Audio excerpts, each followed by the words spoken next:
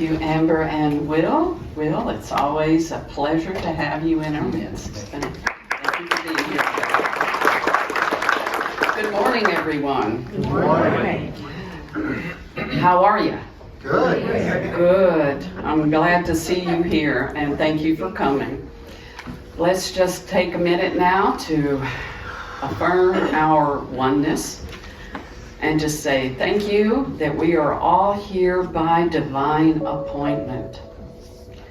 Wherever we are in our right place. When we are in our right place of consciousness. So we affirm that we are open and receptive to the one true teacher, which is the divine spirit within us that teaches us all things. We are in our right and perfect place when we behold the Christ presence, the divine presence in all people. Thank you, sweet Spirit, for this day. And so it is. Amen. Please join me in our opening statement, which is printed in your bulletin. There's only one presence and one power in the universe and in my life, God the good, omnipotent. And our vision is a world of spiritually awakened hearts and minds. And our mission, which is what is ours to do to bring this vision around, is we are creating a joyful community on a spiritual pathway to peace and love through fellowship, classes, music, and services. And so it is. It is time for our daily word. And this is when we move into a deeper experience of community. So today we have Myrnie, who is reading our daily word. Hope and faith. Hope dawns within me and leads me to deepen in faith. As Advent season begins, I say no to pessimistic or hopeless notions that may have crept into my thinking, dimming my hope and weighing on my mind and heart. Today, I say yes to goodness and positivity. I feel a sense of renewed hope dawning within me, a promise that something wonderful is on its way. In these moments, I feel my faith reborn. I reaffirm my belief that no earthly condition, no worldly circumstance is greater than spirit. This is where I place my faith, in the power, presence, love, and grace of God. As I call upon these divine attributes within myself, I perceive them more readily in others.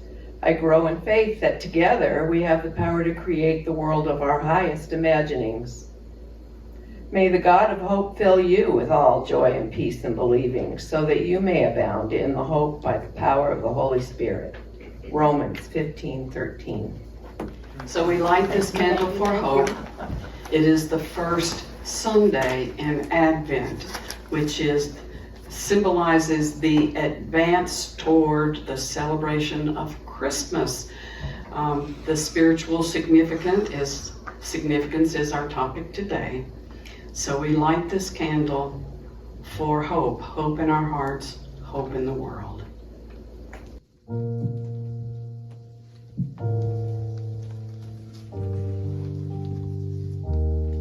May I be loved,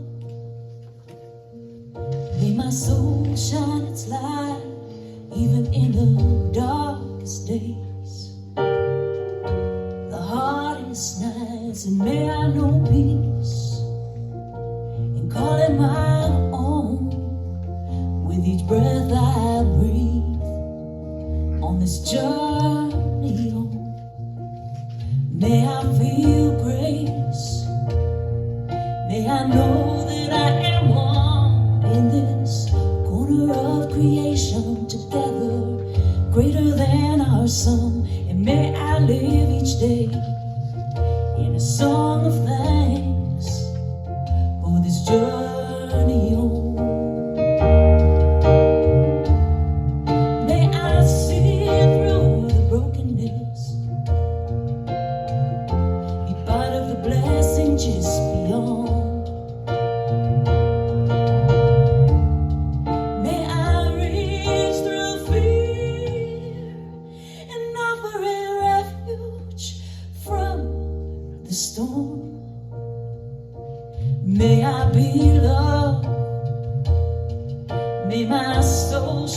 light, even in the darkest days. The hardest nights, and may I speak truth, the truth that sets us free to be the best of what we came here to be. May we live each day in a song of thanks for this journey home. May we live each day in a song of thanks for this journey home.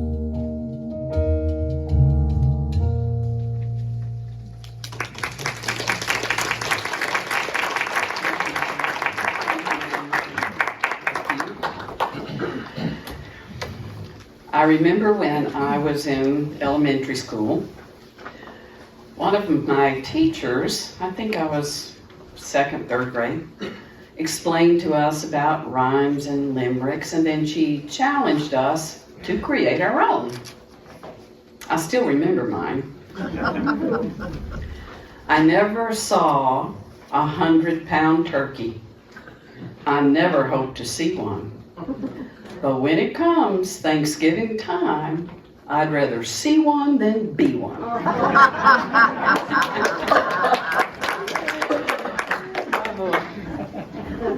So I trust everyone had a meaningful Thanksgiving Day. It truly is an important holiday, symbolizes a lot, and it opens the way to move into the Christmas season. The day after Thanksgiving, I was in the kitchen all day cooking turkey enchiladas.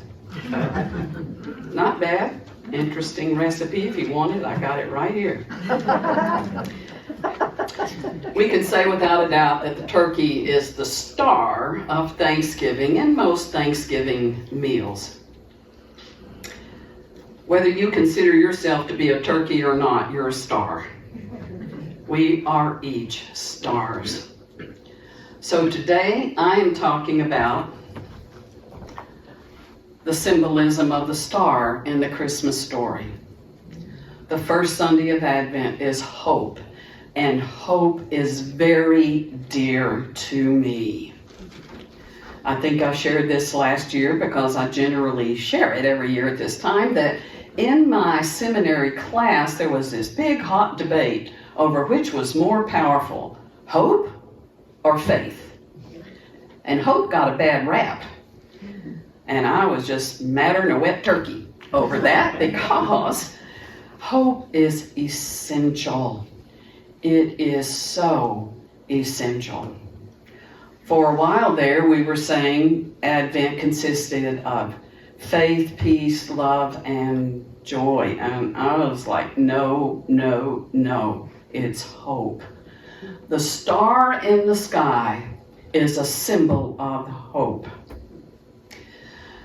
The Hebrew people were so oppressed and abused, and they had hope in their hearts that someday a rescuer, a Messiah, would come and be their ruler, and they would have their own place under the sun, so to speak. The story of the shepherds who were watching over their flock by night, and metaphysically, if any of you are into metaphysics, that means watching over thoughts in the darkness. You know, we have a lot of dark thoughts, don't we? We have a lot of thoughts in the dark where we're not even sure what we're thinking, but something's going on up there. The squirrels are hungry, the gerbil's busy. It's going all the time. Thoughts in the dark, when suddenly a divine thought will pop through. That's the angel, a messenger from the spiritual presence that is the truth of each one of us. It breaks through our ordinary day-to-day thinking. And it says, don't be afraid. Something wonderful is happening right here and right now. There's another story that's in Matthew. That one's in Luke if you're interested. In Matthew, there's the story of the three wise men, the Magi, who were actually astrologers. And they noticed an anomaly in the sky. One star that appeared brighter than all of the other stars. Being astrologers, they thought that that was significant and that it meant something. And so they go in search of its meaning because they knew it was a star that symbolized the birth of somebody very important. And we know they go and they find Herod, and Herod goes, "Oh, really? Well, please let me know when you find them." And of course, warned in a dream, dreams are important. They're methods of communication with us from all different angles and levels. They went a different way back home. And what did they do? They brought the child gold, frankincense, and myrrh. And each one of those has a symbolism also, which we won't get into. We've got the whole Christmas season to delve into all of these. What I want to focus on is the star. The star of hope. Hope is a lingering desire for good in the future that has not yet materialized or manifested. And Charles Fillmore says, that's good. It's good as far as it can go. But it's still bound to what he calls sense, S-E-N-S-E, sense consciousness, which is judging by appearances, looking out. And it's anchored to time and place because it's future oriented.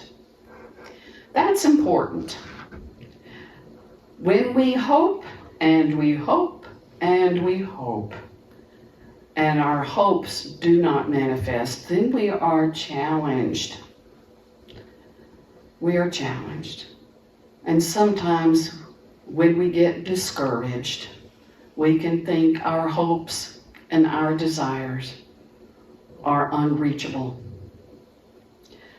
We start to lose confidence in ourselves as stars to be able to penetrate the darkness. When I say we are stars, there is scientific evidence that we are made of the same elements and atoms of stars. There was a study done of 150 to 200,000 stars in the Milky Way. And it was found that 97% of the building blocks of life are contained in the stars as well. Same substance, 97%. And something even more interesting is the concentration of these elements are more so toward the center of the Milky Way galaxy. I'll just drop that for you to think about, something to play around with. I know it makes me open my mind and be curious about the world that we live in.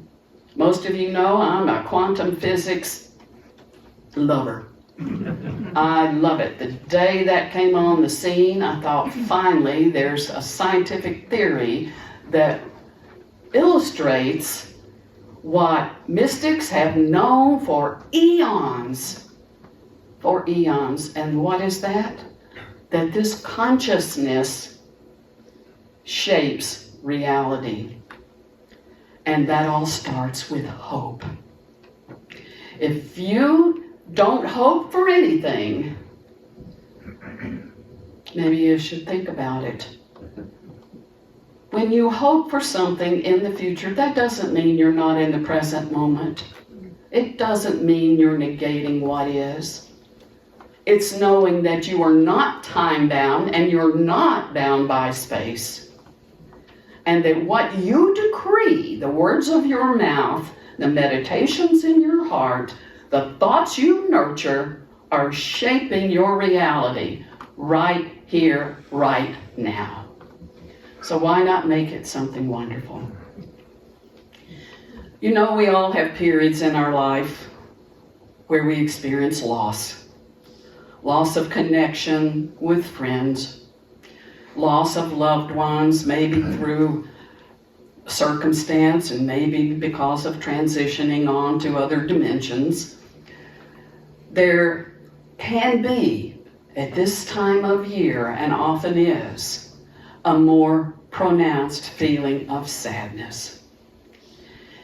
You may say, what's wrong with me when everybody is so bright and shiny and life is so good and everybody's giving and parties everywhere and oh boy, and I just want to sit in the dark, in that darkness, because I feel sad. It's called a blue Christmas. When those feelings come, it's good to acknowledge them if they come. Not everybody experiences this, but it's good to acknowledge them. It's good to be kind to yourself. And above all, let it be. Let it be, and know that it is not the truth. It is not the truth beyond this dimension. We are human beings spiritual beings having a human experience. Have our human experience, but know we are so much more powerful. And that's what the Advent is all about. It's awakening to that. Little children who live in fear have a hard time setting goals. And people who have been traumatized and experienced a lot of loss and grief have a hard time sometimes feeling hope, or even feeling that life has a meaning at all. And those who work in suicide prevention will tell you that when somebody is at the point where life has no meaning and there is no hope of it ever having meaning for them, that's when they're at the highest risk. Hope is so important. So how do you kindle your hope? If you're having a blue Christmas, spend time in the silence, spend time in nature, be good to yourself. Connect with people that are supportive. Most of us in this room are fortunate to have friends. We're fortunate to have some family members. In addition to our friends, fortunate enough to have good neighbors. Some people aren't. So be kind when you're in the store and somebody in front of you is counting out all their change to equal $6.27. Be patient, because you have no idea what that person is really going through. Be the face, the presence of kindness. Hope. I saw a bumper sticker once, and it said, "Since I gave up hope, I feel so much better." And I laughed. I thought that was really funny. There are kinds of hope. There is the anxious hope. Is the check in the mail? Is the check in the mail? Is the check in the mail? Is the check in the mail? You know, that's anxious hope. That's destructive. Let that go. Give up that hope and feel better. The hope that I'm talking about today is from the connection of the divine presence, knowing we are never alone. And as we nurture our hope, we begin to see that there is a power within us that transcends all challenges. Your physical challenges, your mental challenges, your emotional challenges. Anything that threatens to rob you of your joy, you have everything within you to meet that and to heal that and to turn it around for yourself. After all, we all want to be little kids at Christmas, don't we? And unless we become as little children, we will never enter into the consciousness that is our divine right. This is what Christmas is about. The divine child, the birth of that awareness, the creativity that it brings, the joy that it brings. It's inherent in us naturally, unless we choose to suppress it. Starts with hope. Have hope that this season, this Christmas, is going to be like any other. And one more thing I want to say, and talking about the blue Christmas and things that we can do, one of the things is let go.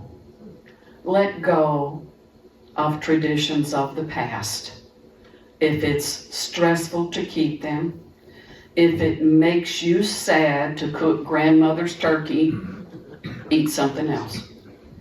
Shift, don't be afraid of change and evolution. As we are in this room, we know what our demographics are. And as we look to the future with hope, what can we hope for? We can hope to connect with where we're going before we find ourselves there and wonder what happened. We can connect on a higher level of awareness so that whatever our path is, it's seamless. It's seamless. Why? Because it's established in the knowledge of the divine presence in us, expressing as us. Always, forever, the potential is there. Hope doesn't go away, but it does mature into faith. It matures. And we are mature. And so it is.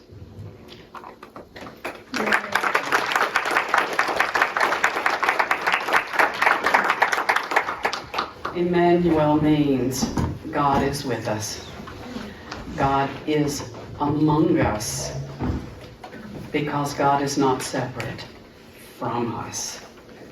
We are Israel. We long to be released into our full embracing of our spiritual essence. That was the whole mission of Jesus. If you see me, you see the one who sent me. And that is no less than the divine presence. And he wasn't the exception. He was the example. Okay, let us now bless our offering. What we are able to do, it comes from us. So I invite you to hold your gift in your hand or visualize it in your mind if you give electronically or send it in the mail.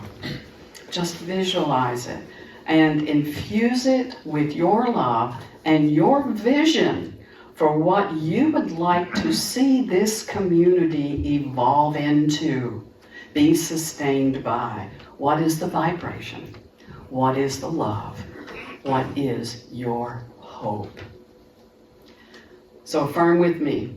Divine love through me blesses and multiplies all that I have, all that I give, and all that I receive. And I am grateful. And so it is.